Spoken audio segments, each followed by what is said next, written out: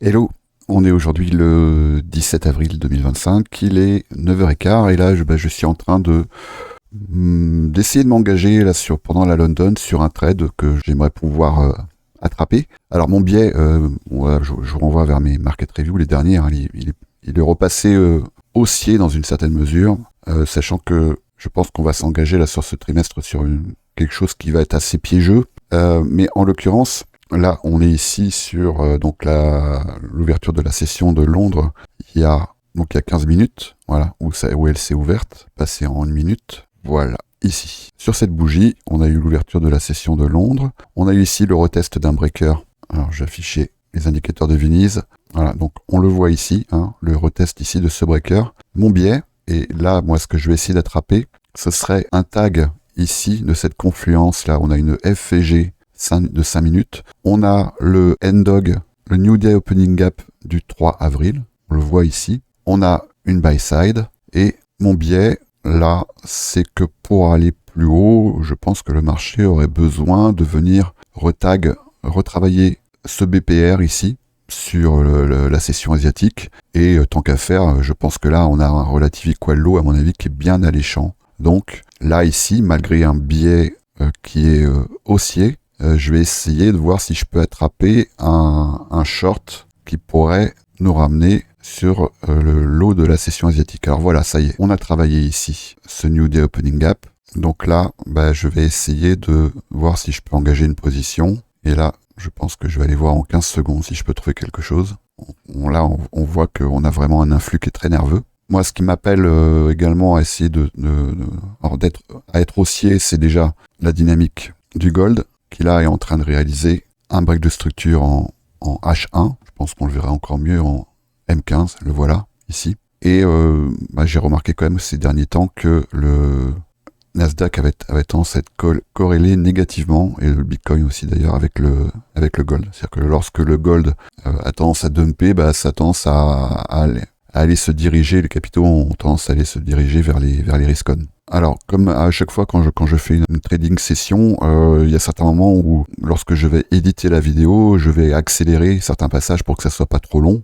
Mais bon, on est bien ici en direct, hein. On voit bien que là, ici, il est 3h19 sur la chart, il est 3h19 ici sur TradingView, et il est 9h19 ici chez moi. Donc c'est bien du temps réel. Donc pour l'instant, si je mets en 5 minutes, on voit qu'on a effectivement bien une réaction ici au contact de ce NDOG. Donc je pense que là maintenant, après, les objectifs prochains seront donc la New York AM du 16 avril et pourquoi pas le Previous Daily High, donc celui d'hier en l'occurrence. Mais je pense que là, pendant la London, il va y avoir ce travail-là à faire, à mon avis. Donc des modèles qui me permettraient de rentrer, j'en ai pas mal, hein.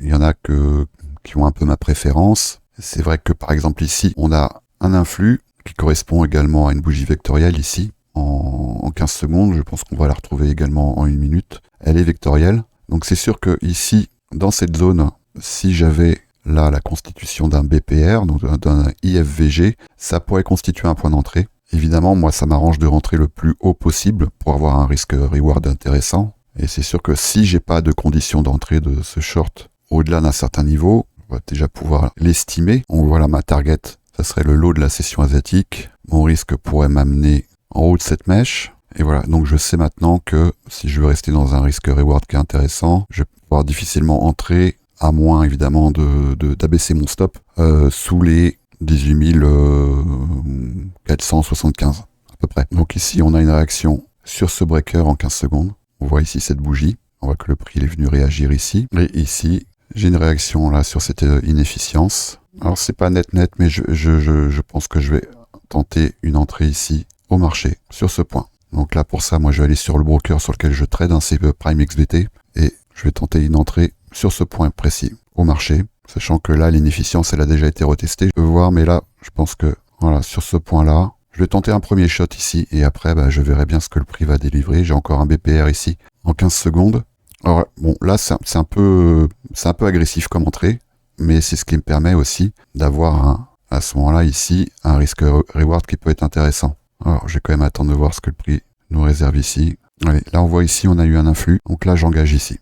Alors j'ai juste actualisé mon prix d'entrée. sur Prime XBT, je suis entré en 5 minutes, je suis entré juste en haut de cette inefficience ici, donc ça va nous faire du 18 514.3. Alors j'ai des spreads hein, évidemment entre les deux brokers, mais en tout cas sur Prime XBT, c'est sur cette inefficience là que j'ai eu mon entrée. Alors on voit qu'on a quand même des spreads importants.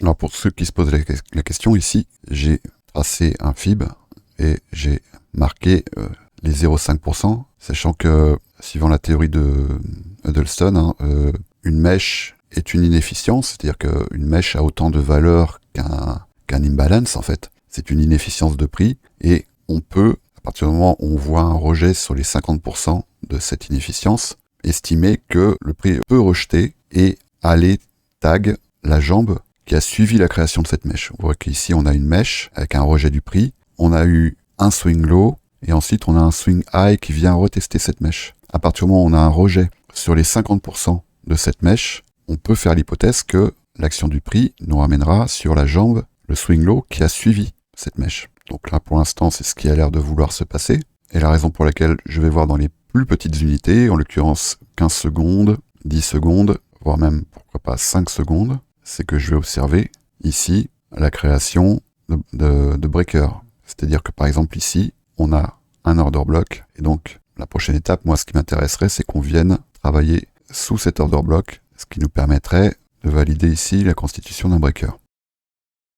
On le voit ici, d'autant qu'ici on est sur un order block. Alors bon, je sais bien que là ici c'est du 5 secondes, hein, donc il faut bien relativiser l'action du prix sur de telles unités de temps, mais on voit bien qu'ici on a un order block avec ici un High Resistance Liquidity Run. On voit bien qu'ici on a une bougie haussière, haussière, haussière, et là une bougie baissière qui constitue cet order block.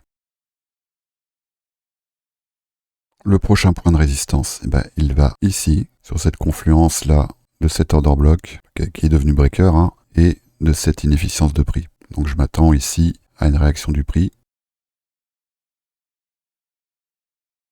Là, on arrive sur une zone où j'aurais pu envisager une entrée. Hein, je rappelle que l'entrée que j'ai faite tout à l'heure était quand même assez agressive, où je savais que voilà, je pouvais éventuellement m'attendre à un échec ici, mais le point sur lequel j'aurais pu envisager une entrée, c'est ici, donc sur l'échec de cet order block. Mais là, j'ai accepté un plus grand risque en échange d'une plus grande récompense. Hein, c'est toujours de ça dont il s'agit, hein, c'est risque-récompense. Là, donc ici, j'ai risqué 1 pour espérer obtenir 7, en gros. Donc voilà, on arrive. La zone sur laquelle je m'attendais à une réaction du prix, on voit bien que le prix, effectivement, il réagit. On a une mèche qui est venue retravailler partiellement ici cette FVG. Donc j'ai envie de dire que si ça doit échouer, c'est potentiellement ici, malgré le fait que c'est un point sur lequel j'aurais pu envisager une entrée. Mais envisager une entrée sur ce point, ça implique cette action du prix là, d'abord ça, et ensuite ça. Et là, on peut éventuellement envisager d'entrer sur ce point-là, ici. Et voilà, concrètement, je restais dans un risque-reward qui était correct, hein, qui devait tourner autour des 2,5, 3 points, donc ça reste tout à fait correct. Donc là, ici, la réaction du prix sur ce breaker devrait potentiellement nous ramener à retester cette jambe baissière, à l'intérieur de laquelle on a de nombreuses inefficiences. Hein. Ça va dépendre de l'influx, évidemment, de l'order flow. On voit ici qu'à la clôture de cette bougie en M5, en admettant qu'on n'ait pas ici un immediate rebalance, on va avoir ici la création d'un FVG en 5 minutes sur cet order block. Donc il serait normal, on va dire, que cette zone ici soit retestée. À moins évidemment qu'on ait ici la constitution d'un breakaway gap, ce qui traduirait l'influx ici, un influx baissier qui, à mon avis, nous ramènerait, je pense, sur le lot de la session asiatique. Voilà, ici. Donc 9h45, ça y est, on a eu la clôture de cette bougie. On a ici la constitution de notre FVG sur ce point. Voilà, donc là maintenant, on va regarder ce qui va se passer sur le retest de cette FVG.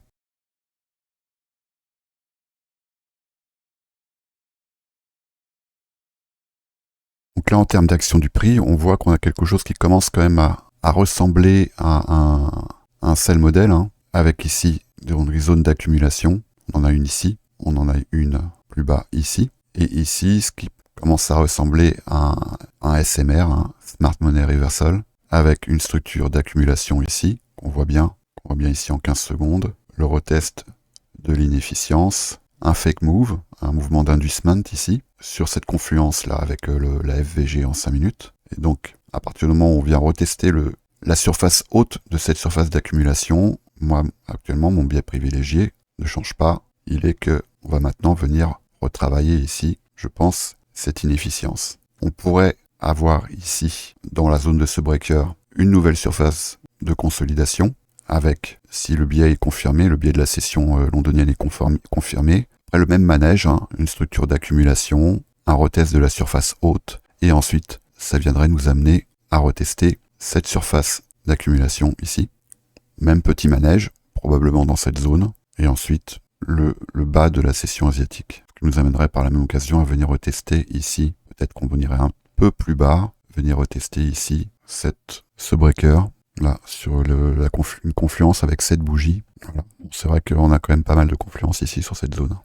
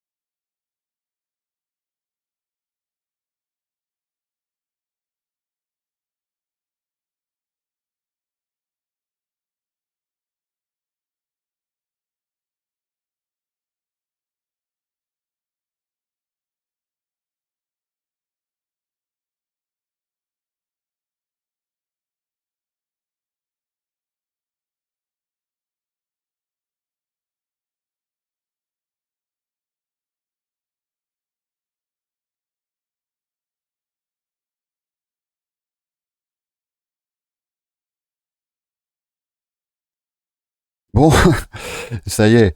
Bah, il aura pris son temps, le petit père. Bon, je m'attendais un petit peu, hein, une fois que j'ai vu cette mèche-là, à ce que ça se passe de cette façon. C'est-à-dire que bah, là, on est dans le registre du Turtle Soup ici. Hein.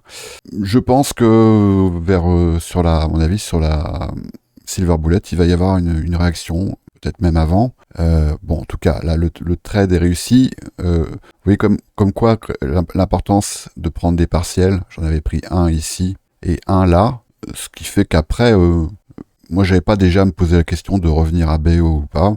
Bon, moi, mon stop loss, mon invalidation, elle était en haut de cette mèche. Il n'y a pas de raison que ça change.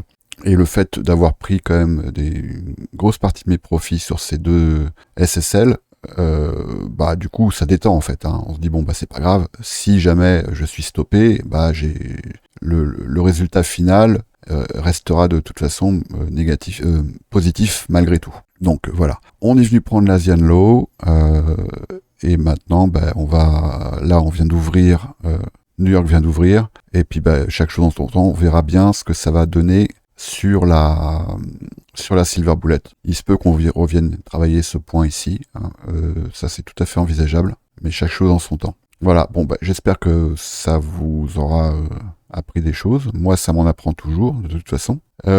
Petite parenthèse, mais là ce sont des choses que je partage évidemment de façon tout à fait gracieuse. Si jamais vous pensez que ce que je partage à une quelconque valeur, ne serait-ce que pédagogique, et ben vous trouverez en commentaire un Linktree sur lequel vous trouverez toutes sortes de liens, d'affiliation, des partenariats, notamment mon lien d'affiliation vu que je suis partenaire maintenant officiel de Mexc, donc je vous laisserai aller voir parce qu'il y a certains algorithmes que vous pouvez répliquer chez Mexc qui ont certains avantages, Prime XBT, bon, etc. Je vais pas tous vous les décliner, donc n'hésitez pas à utiliser ces liens si jamais vous voulez soutenir mon travail, évidemment vous abonner à ma chaîne YouTube, à poster des commentaires, à laisser des pouces bleus ou rouges, peu importe, ça flatte les algorithmes quoi qu'il arrive, et je vous dis à très vite.